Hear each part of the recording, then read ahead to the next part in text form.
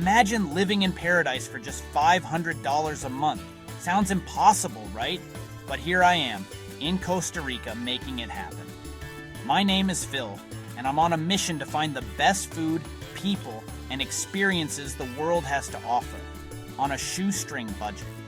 Most people picture Costa Rica as luxury resorts and pricey tours, but there's a hidden side, local markets, friendly faces, and nature that's free for all. I wanted to find that Costa Rica, the one where happiness isn't about money, but about mangoes from your backyard and friends you meet along the way. So, I packed light, brought my curiosity, and set a strict budget, $500 for 30 days. That's $16 a day for everything. Could I do it? Would I be miserable, or would I discover a secret to happiness? Let's find out together. The tourist hotspots were out. My budget would vanish in a week there. Instead, I headed inland to the Central Valley, Costa Rica's cultural heart, where real Tico life thrives. This was where my $500 experiment would begin. Rule 1 of budget travel: find cheap housing. Forget hotels and Airbnb. I needed a real local room. My target? No more than $150 for the month. That meant getting creative. In Atenas, I skipped the internet and asked around in my best Spanish. Busco un cuarto barato para alquilar. Locals pointed me to Elena, a grandmother with a spare room in her cheerful yellow house. She offered it for about $140. Jackpot. My new home was simple. A bed, a fan, a window to a garden full of hummingbirds. I shared a bathroom and kitchen with Elena. This wasn't just a room. It was an invitation into Costa Rican life. Elena taught me daily rhythms, open windows for the breeze, sweep the patio, care for your space. I wasn't just paying for a roof. I was gaining a cultural education and a Costa Rican grandmother. The best deals aren't online. They're found over a cup of coffee and a friendly chat. For less than $5 a day, I had a home and a new family. Next challenge, food. My daily budget, $7. The secret skip tourist restaurants. Embrace local markets. At the weekly farmers market, I loaded up on pineapples, bananas, avocados, and more for just a few bucks. My meals were fresh and vibrant. Breakfast was papaya and pineapple, lunch at a local with a hearty for $4, and dinner was homemade in Elena's kitchen. Cooking for myself saved money and became a highlight, with Elena offering tips and stories. Eating this way, I spent about $5 or $6 a day and ate better than I do back home. The key: buy what's in season, cook simply, and enjoy every bite. Local markets and family-run eateries made me feel like a king on a pauper's budget. Food wasn't just fuel, it was a daily celebration. I learned new recipes, tried new fruits, and shared meals with new friends. Every meal was a victory for my wallet and my taste buds. Who knew budget eating could be this delicious? In Costa Rica, it absolutely can. With food and shelter sorted, it was time to explore. Rental cars and taxis? Way too expensive. My ride? The public bus. Cheap, colorful, and full of character. Old American school buses, now painted bright, connect every corner of the country. My first trip, 3 hours to a quiet Pacific beach for less than $5. The ride was an adventure. Open windows, Latin music, vendors selling snacks, and stunning mountain views. Learning the bus system meant asking locals, being patient, and enjoying the journey. Buses run on their own schedule, but that's part of the charm. I saw the real Costa Rica kids walking home, farmers in the fields, landscapes changing from coffee to palm trees. Day trips to volcanoes, waterfalls, and beaches cost just a few dollars each. Sometimes the bus broke down and everyone just laughed and chatted. Traveling this way forced me to slow down and connect with people. The best way to see a country? Share a bumpy seat with a stranger. On a tight budget, I discovered the best things in Costa Rica are free. Elena showed me a hidden trail to waterfalls, No crowds, no fees, just pure nature.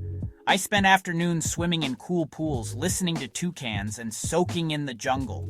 My new entertainment: hiking local trails, watching fireflies from the porch, and beachcombing on empty shores.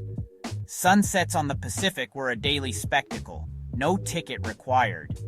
In town, I'd sit in the Central Park, watching life unfold. Old men playing checkers, kids chasing pigeons, families sharing popcorn. These simple moments became the highlights of my trip.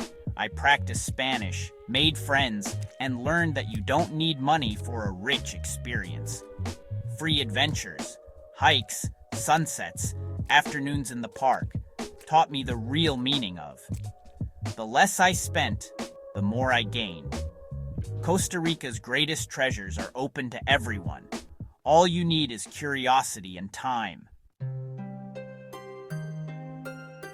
The best advice comes from locals, not guidebooks.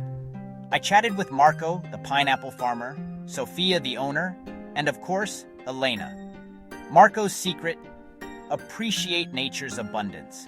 Walk in the forest, swim in the river. Nature is free. Sophia's wisdom: value community. Feed your neighbors, help each other, and you'll never go hungry. Elena taught me resourcefulness. Save rainwater. Use every part of your food. Waste nothing. Living frugally isn't deprivation. It's cleverness and respect for resources. The biggest lesson: slow down. Enjoy coffee. Savor the moment. And don't rush life. Happiness here isn't about money. It's about gratitude, community, and simplicity. These lessons changed how I see the world. The is about living well with less. It's about sharing, caring, and making the most of what you have. The locals' wisdom was the real treasure of my journey. Their way of life is the secret to happiness on any budget. The true wealth of Costa Rica is its people. Living on $500 meant relying on kindness, and I found it everywhere. Small gestures, an extra mango, a bus driver waiting, a stranger guiding me, turned strangers into friends. Generosity here isn't transactional. It's just life. A smile and a gracias were my most valuable currency. My bond with Elena grew over morning coffee and shared stories, even with imperfect language. Her family welcomed me as one of their own. When you travel on a budget, you engage with the world. You ask for help, you trust, you connect. I became part of the community, if only for a while. I may have had little money, but I felt like the richest man alive. That's the real gift of travel. At the end of the month, I'd spent just $487 and gained so much more. This wasn't about surviving on less. It was about discovering what truly matters. Happiness is a mango on the porch, a swim in a river, laughter with a new friend, a sunset that takes your breath away. Stripping life down to the essentials brought peace and contentment. My definition of wealth changed. It's not about possessions, but experiences and connections. True freedom isn't buying more, it's needing less. When you realize you can be happy with a simple room, a plate of rice and beans, and a bus ticket, you're free. You're no longer a slave to your desires or your bank account. The isn't about having it all. It's about realizing you already do. That's the lesson I'll carry with me. So that's my month of on less than $500. It was challenging, beautiful, and full of joy. I hope my story shows that travel doesn't have to be expensive. Adventure is for everyone. Paradise isn't exclusive.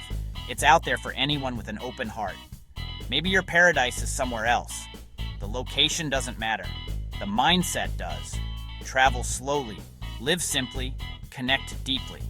Eat where locals eat, take the bus, say hello, ask for help, and be open to surprises. Start small. Take a weekend trip, spend less, and see what you discover. The adventure is in the seeking, not the spending. Your own is waiting. My journey in Costa Rica was incredible, but there's so much more to explore.